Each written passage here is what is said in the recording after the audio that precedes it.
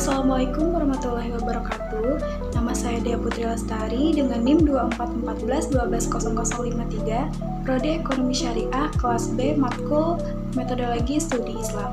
Di sini saya akan menceritakan tentang tokoh Islam, yaitu Rashid Ridha. Yang pertama kita masuk pada biografi Rashid Ridha. Rashid Ridha lahir di Qalamun dekat kota Tripoli, Lebanon pada 23 September 1865 atau 27 Jumadil Awal 1282 Hijriah di tengah-tengah keluarga terpandang dengan garis keturunan langsung ke Husain bin Ali, cucu Nabi Muhammad SAW. Lahir pada masa kekuasaan Utsmaniyah, Rashid Ridha mengembangkan gagasan modernisme Islam yang awalnya digagas oleh Jamaluddin Al-Afghani dan Muhammad Afduh.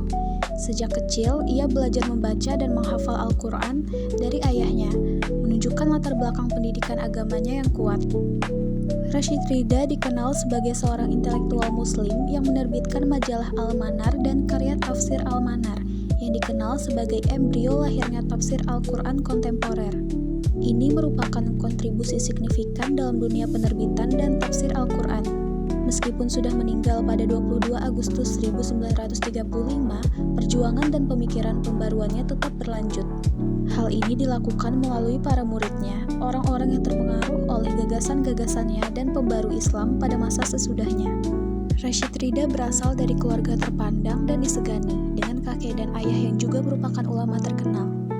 Perjuangan pembaruannya ini menunjukkan bagaimana ia mampu mempengaruhi pemikiran Islam bahkan setelah kematiannya, menginspirasi banyak orang untuk melanjutkan visinya tentang modernisme Islam. Selanjutnya kita masuk pada riwayat pendidikan Rashid Ridha. Di tempat kelahirannya Qalamu, Rashid Ridha mulai belajar membaca dan menulis serta selanjutnya menuntut ilmu di Tripoli pada Al-Syeikh Mahmud Nashabat. Ia berhenti sebagai pelajar sebelum memperoleh ijazah keguruan karena orang tuanya berkeinginan keras agar Rashid Ridha bekerja di kantor pemerintahan dan membantunya dalam penyelesaian berbagai pekerjaan yang berkaitan dengan pemerintahan dan orang banyak. Semasa kecil, Rashid Ridha dimasukkan ke madrasah tradisional di Al-Qalamun untuk belajar menulis, berhitung, dan membaca Al-Quran. Di tahun 1882, ia meneruskan pelajaran di Al-Madrasah Awataniyah Al-Islamiyah atau Sekolah Nasional Islam di Tripoli. Di madrasah ini, selain bahasa Arab, diajarkan pula bahasa Turki dan Perancis, dan di samping pengetahuan-pengetahuan agama, juga ada pengetahuan-pengetahuan modern. Rashid Ridha meneruskan pelajarannya di salah satu sekolah agama yang ada di Tripoli. Tetapi dalam pada itu, hubungan dengan Al-Syeikh Husain Al-Jisr berjalan terus dan guru inilah yang menjadi pembimbing baginya di masa muda. Selanjutnya kita masuk pada karya-karya Rashid Ridha. Yang pertama ada majalah Al-Manar, jurnal yang diterbitkan di Kairo, Mesir dan dipimpin oleh Rashid Ridha. Majalah ini terbit secara teratur antara tahun 1898 sampai 1935, menjadi media utama seruan pembaruan Islam untuk mengembalikan kebangkitan Islam. Yang kedua ada Tafsir Al-Quran Al-Hakim atau disebut Tafsir Al-Manar. Kumpulan artikel dari majalah Al-Manar yang dibukukan. Tafsir ini berisi pemikiran Rashid Ridha mengenai pembaruan Islam dengan tujuan mengembalikan kejayaan Islam yang pernah diraih oleh generasi terdahulu, serta membersihkan ajaran Al-Quran dari bid'ah. Lalu ada Al-Fatawa 6 jilid. Karya ini berisi kumpulan fatwa-fatwa yang menjawab berbagai persoalan umat Islam pada zamannya. Ada juga Tarikh Al-Ustadz Al-Imam Asy-Syaikh Muhammad Abduh.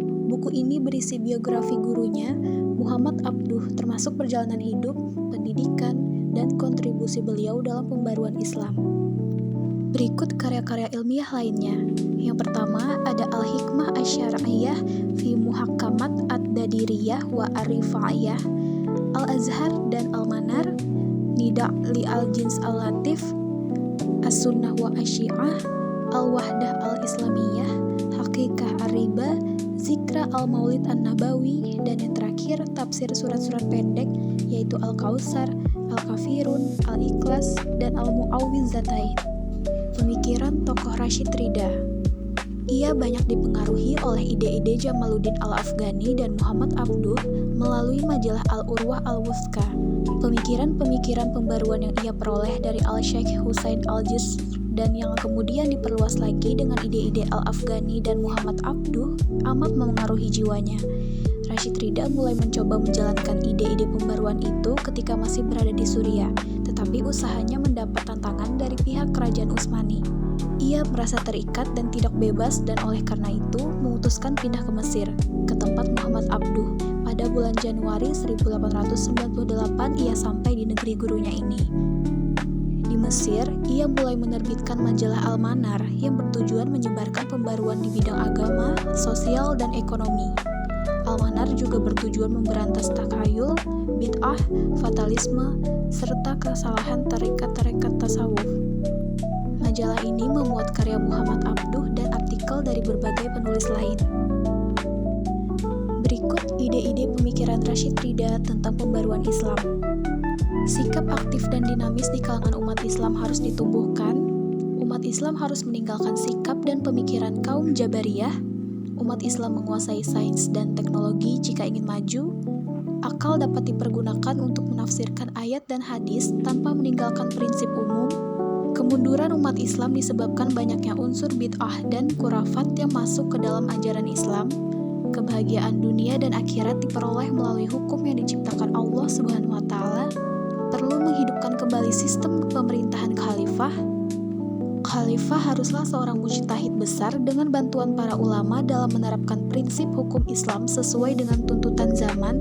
Dan terakhir, khalifah adalah penguasa di seluruh dunia Islam yang mengurusi bidang agama dan politik. Masuk pada analisis kritis. Menurut saya, pemikiran Rashid Ridha cukup menarik karena ia berusaha mencari solusi atas kemunduran umat Islam di zamannya. Beberapa pemikirannya terasa relevan, tetapi ada juga yang menurut saya sulit diterapkan di masa sekarang. Latar belakang Rashid Ridha yang hidup di masa kemunduran dunia Islam jelas memengaruhi pandangannya. Ia melihat umat Islam kalah bersaing dengan Barat, baik dari segi teknologi, ilmu pengetahuan, maupun kekuatan politik. Itu sebabnya dia ingin mengembalikan kejayaan Islam dengan menggabungkan semangat keilmuan dan nilai-nilai Islam murni. Namun, menurut saya, beberapa gagasannya perlu ditinjau ulang supaya tetap relevan dengan dunia modern. Saya setuju dengan gagasannya bahwa umat Islam harus menguasai sains dan teknologi. Jika ingin maju, umat tidak bisa hanya fokus pada ibadah tanpa memikirkan perkembangan ilmu pengetahuan. Contohnya pada masa kejayaan Islam seperti era Abbasiyah, umat Islam sangat unggul karena mereka mampu menguasai berbagai bidang ilmu. Selain itu, saya juga setuju dengan ide menggunakan akal untuk menafsirkan ayat dan hadis. Tafsir yang sesuai dengan perkembangan zaman sangat penting, asalkan tetap mematuhi prinsip dasar Islam agar tidak menyimpang. Namun, di sisi lain dengan idenya tentang menghidupkan kembali sistem khilafah, itu terlalu sulit diterapkan sekarang, karena dunia Islam sangat beragam, baik dari sisi budaya, politik, maupun mazhab. Kondisi global saat ini juga membuat sistem seperti itu cenderung tidak realistis.